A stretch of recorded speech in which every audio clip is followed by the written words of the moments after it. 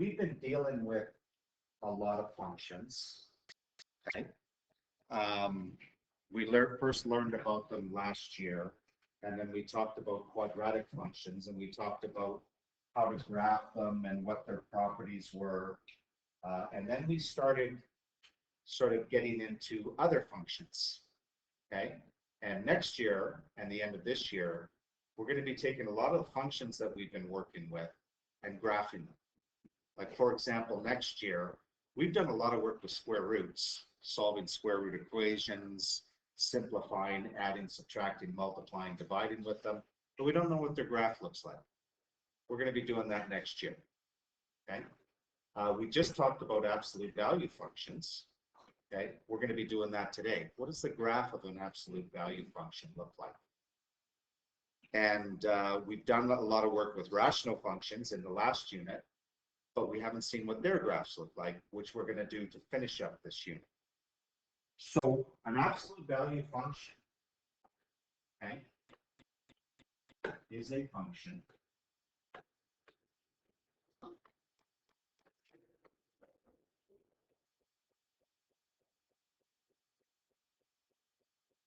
that involves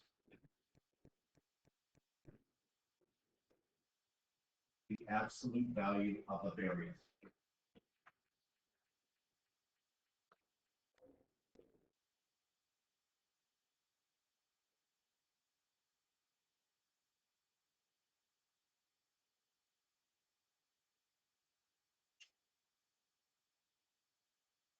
So it's going to have absolute value bars, and it's going to have a variable inside, and it's going to begin with y equals, right? Or f of x equals.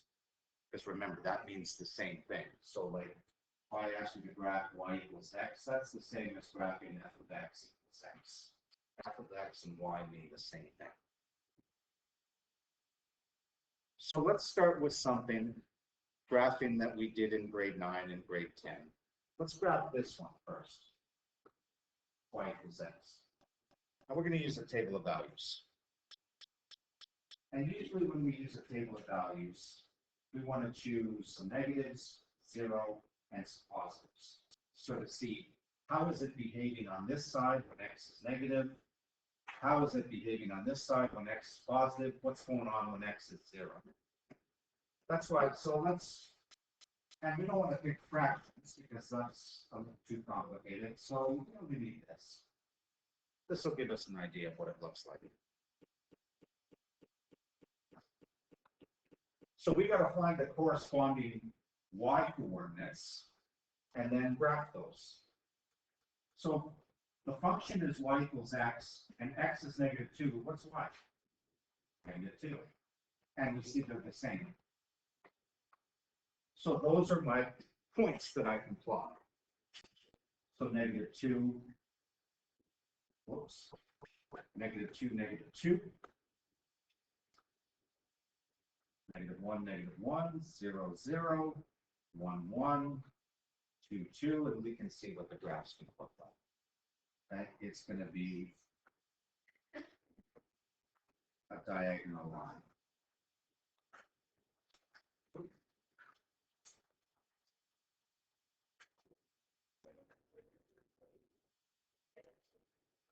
that's the graph y equals x.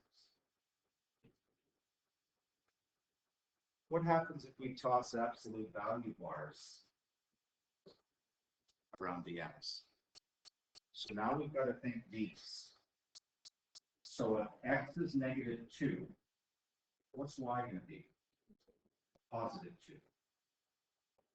If x is negative 1, y is going to be positive 1. X is 0, 0, 1, and 2. So only 2 points have changed. Instead of negative 2, we have negative 2, positive 2. And then we have negative 1, positive 1. And then we have the same points. Like so. So we see we get a V shape. So it's going to go like this forever and like this forever.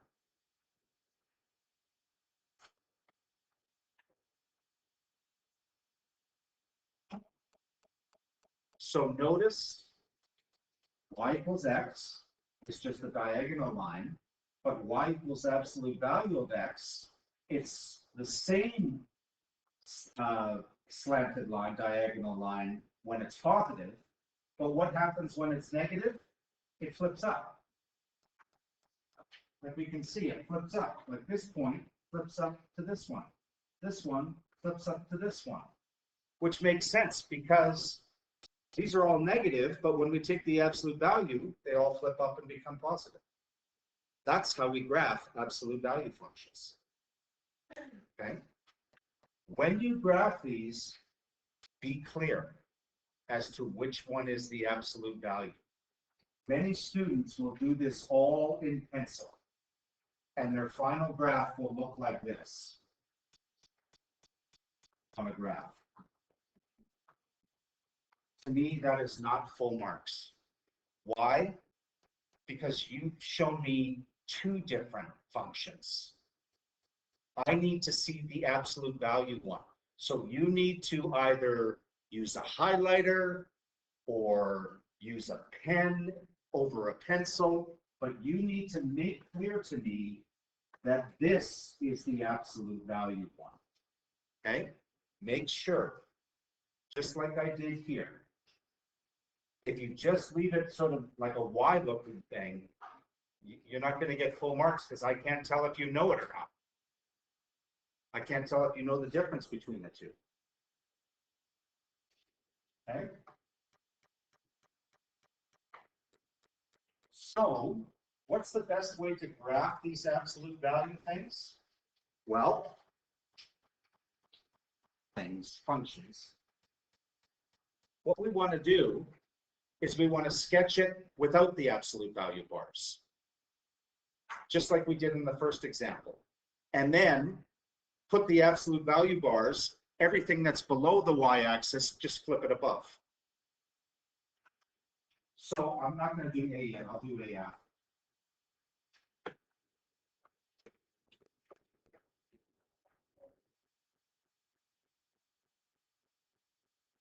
So first, do this. And boy, oh boy, do we remember how to do this. Do you remember the formula we used to graph? Remember, there's no squared in here, so it's not a parabola, which you guys are used to doing this year. This is from grade 10. Y equals mx plus b, where m represents the slope of the line and b represents the y-intercept.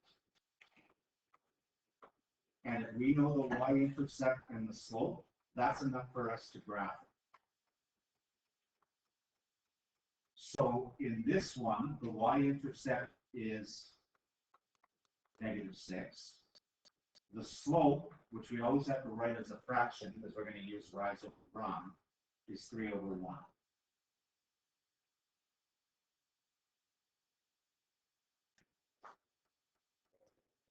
So we graph the y-intercept first, -6.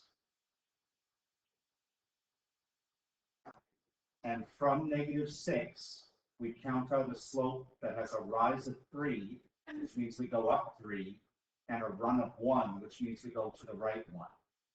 So there's another point. I want to make sure this goes up into the positives. So let's go again. You can find another point, up 3/1. Up 3/1. And you can see the shape it's going to take. Okay.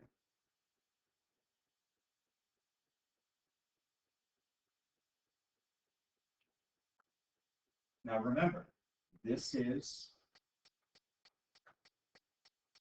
without the absolute value bars. What happens when I drop them in? What happened on the previous page? Didn't everything below flip above? So take your points. This is 3 below. So let's put it to 3 above. It's going to go there. This is 6 below on the x-axis, on the y-axis, pardon me. Let's put it to 6 above.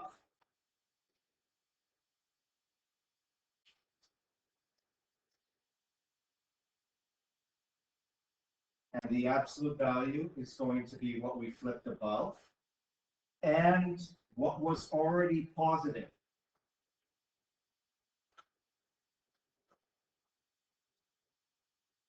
Okay?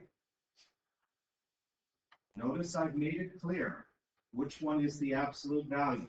It's red in mine.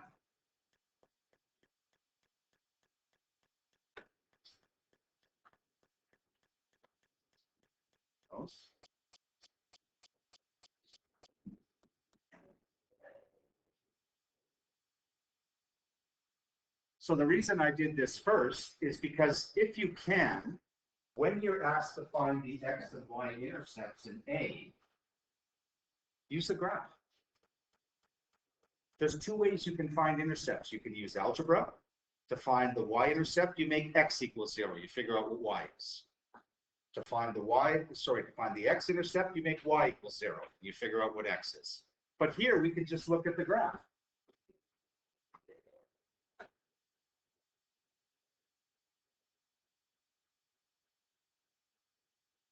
What's the x-intercept? 2. Remember, the x-intercept is only one number. It's the x value where it hits the graph, or it hits the x-axis. What's the y-intercept? Positive 6. Well, that's the other graph. Like this, once we want the absolute value graph. We're only using the purple one to help us get the absolute value graph. After that, it's dead to us. Okay?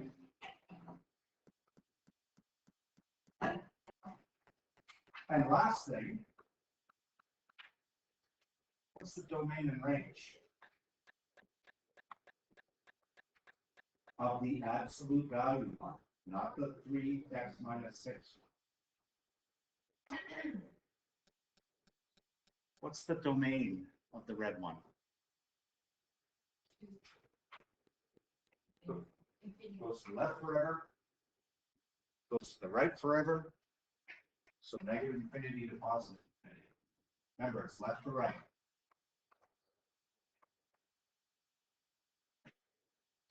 Range are y values, which means lowest to highest. 0. Do we include? Yes. 2. Right. Isn't that always going to happen with absolute value?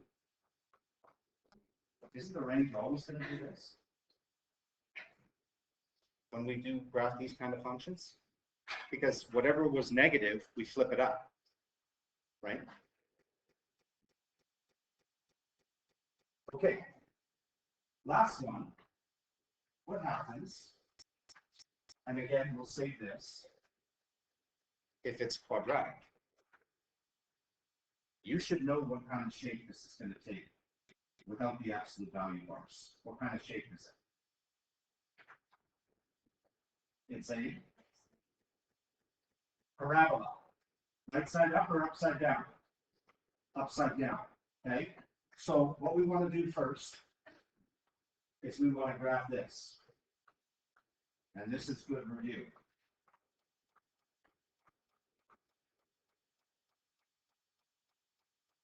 So we know it's a parabola. We know it's upside down, but we got to figure out where the vertex is.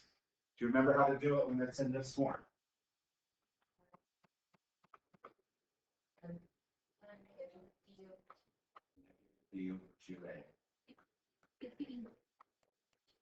Which is negative 2 over 2 times negative 1, which is 1.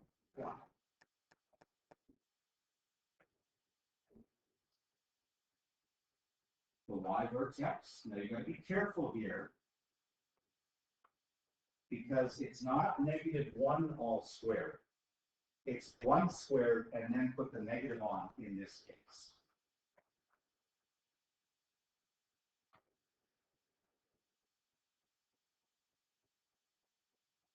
So this becomes negative 1 plus 2 plus 8, which gives us 9. So therefore, the vertex is 1, 9. And we already said it's upside down. And there's no stretching, right? Because there's no number in front of the x squared. So we go 1, 9. 1, 2, 4, 6, 8, 9. Now what?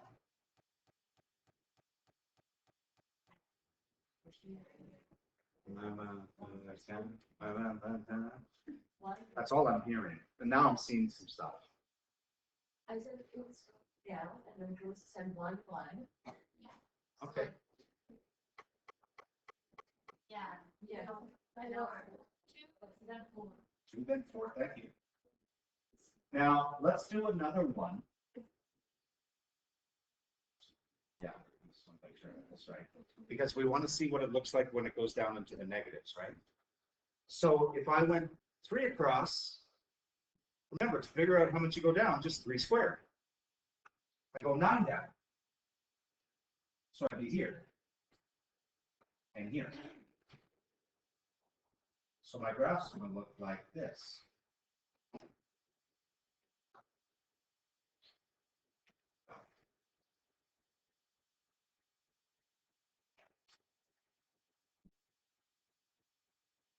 Remember, this is not the final answer. How do I do the absolute value? Well, what do I do with the stuff below? Flip it up over the x-axis.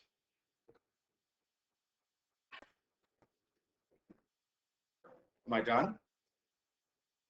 Isn't this still part of the absolute value graph, whatever's above? So it's a very funky looking shape. It's going to look like that. That's the absolute value one.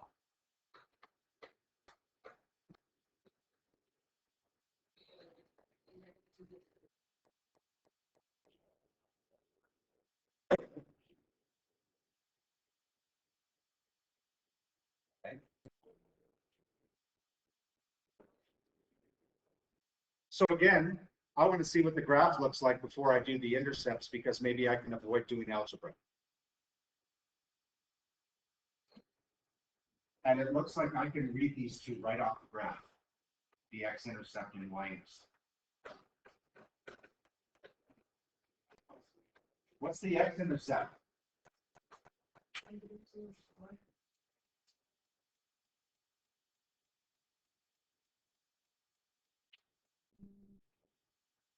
Where does it touch the x-axis?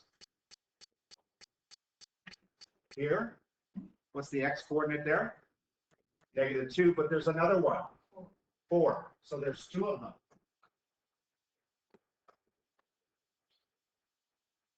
And what's the y value where it hits the y-axis? 9, 8. 1 less than the peak.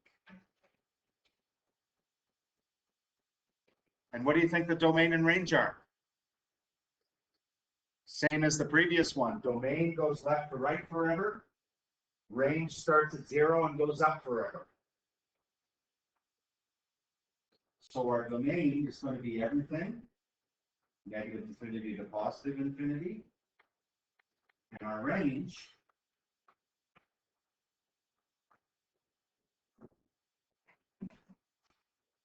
can look like that.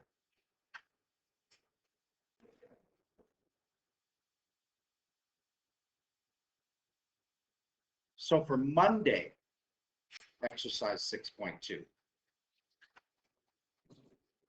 And let's graph it out. Let's see how much you've done. Because I know some of you are desperate to get like down to work. Because you know you're so focused. And you stay in your seat. Like you can't even stay in place. Let's do a couple, just for fun. Just for shits and giggles.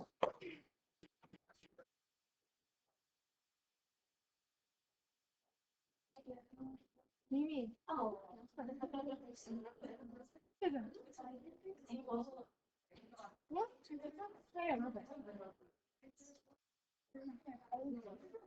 So y equals absolute value, open, put in vertical bar, negative 2x plus 4. Close the absolute value bar. Sketch that one.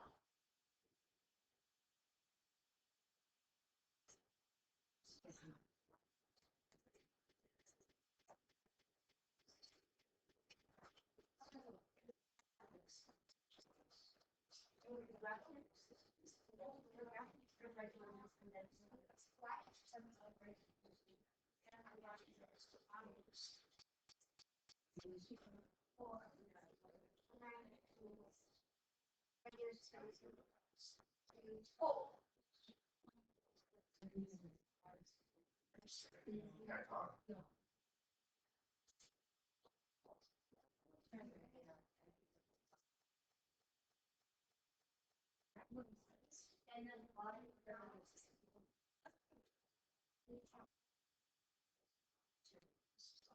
What did she say? Oh.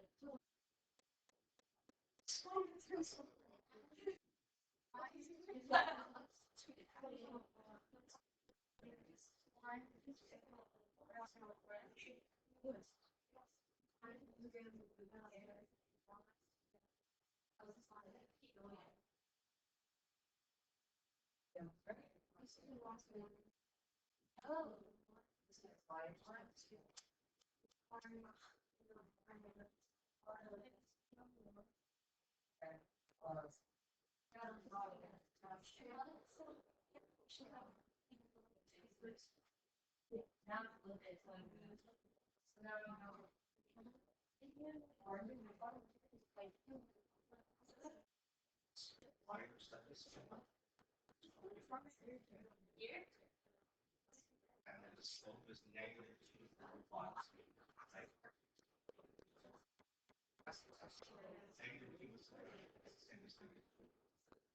So that's how this here.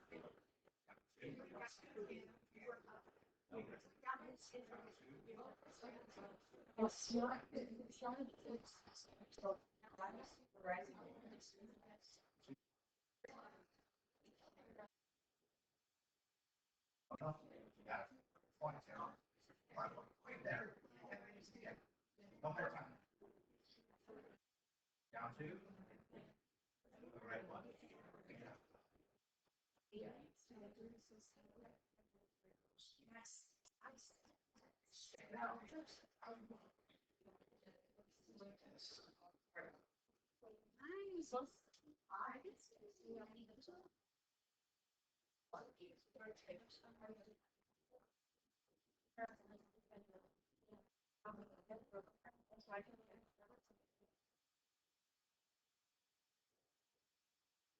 Yeah.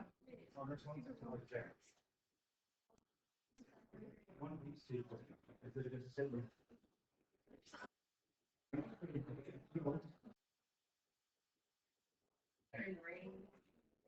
Nope. Next one.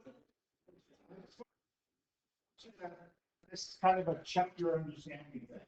Hey, that's the fancy educational words. Yeah. Check your understanding. Validate your comprehension.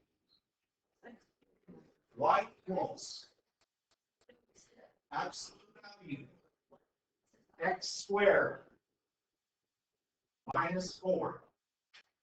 Close absolute value.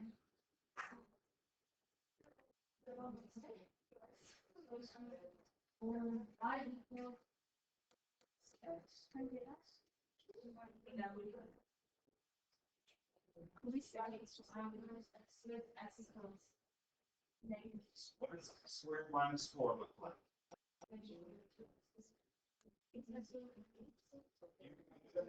Over 2a and then plug in for y.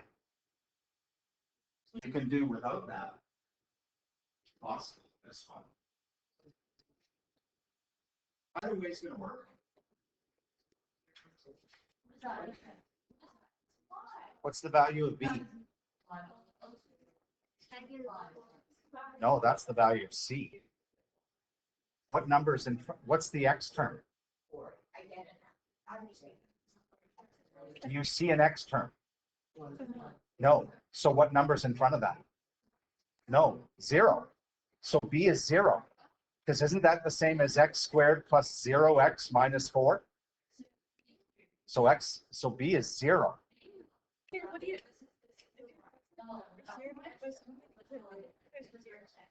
If what? If 0 is 0. Okay, this is 0.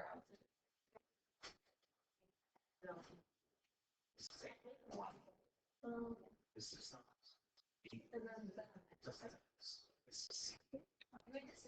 What x term is that? Do you see an x term? No. Which means what numbers in front of it? If there's nothing, no x term. So b is 0.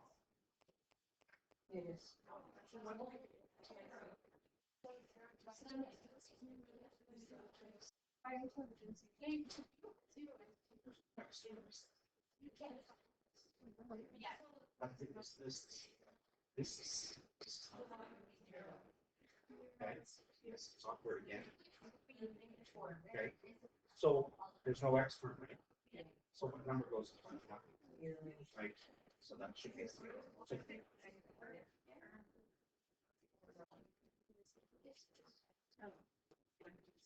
Yeah, this is not, remember, for it to be a is c, you need x squared x term then another. This is c. There's no x term. Which means no x term. What number goes in front of that? 0.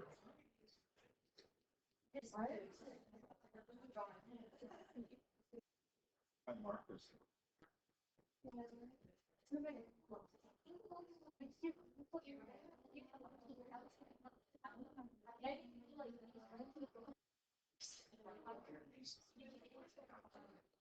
No. Yeah.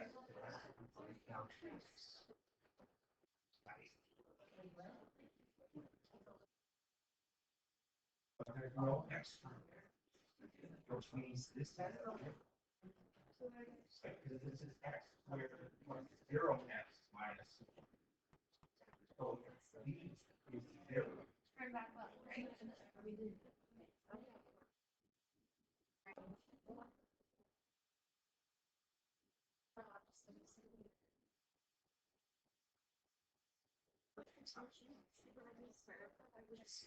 Yeah.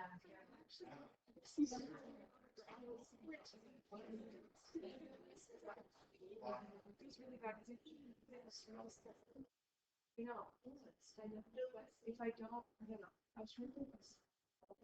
That's why I just, because they're all kind of lost. All of them had zeros.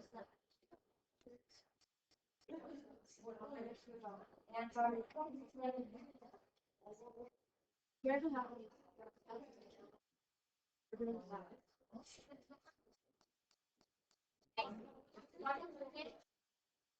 Even today, people there was someone in class, and it's actually did the lab.